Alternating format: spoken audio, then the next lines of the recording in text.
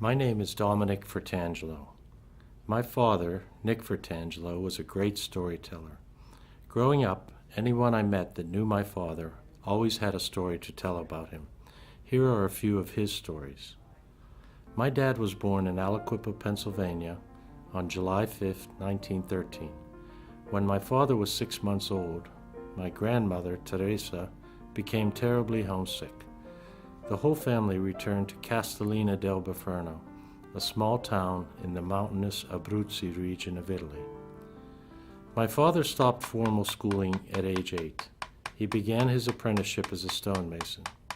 He was not permitted to pick up a hammer until he was 17 years old. In his hometown, there were 200 men. 150 were stonemasons. In 1935, when my father was 22 years old, Benito Mussolini, Italy's leader, declared war on Ethiopia, an African nation.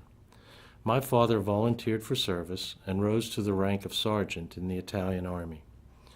A story he told about his service in Ethiopia recalled how his platoon was at ease by the roadside, sitting on a large log, and the log started to move. It really was a snake.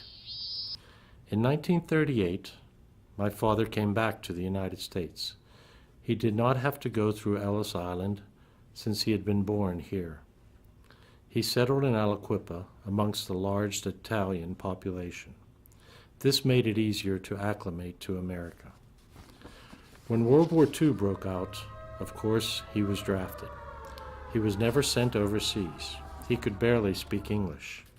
He served in the coastal artillery and in a ski patrol. He was promoted to sergeant in the American Army as well. Often, he would take his platoon into the field for drilling. He would say, "Calisthenics in the usual fashion," and everyone would lean against a tree and light up a cigarette. He couldn't yell at the soldiers because he barely spoke English.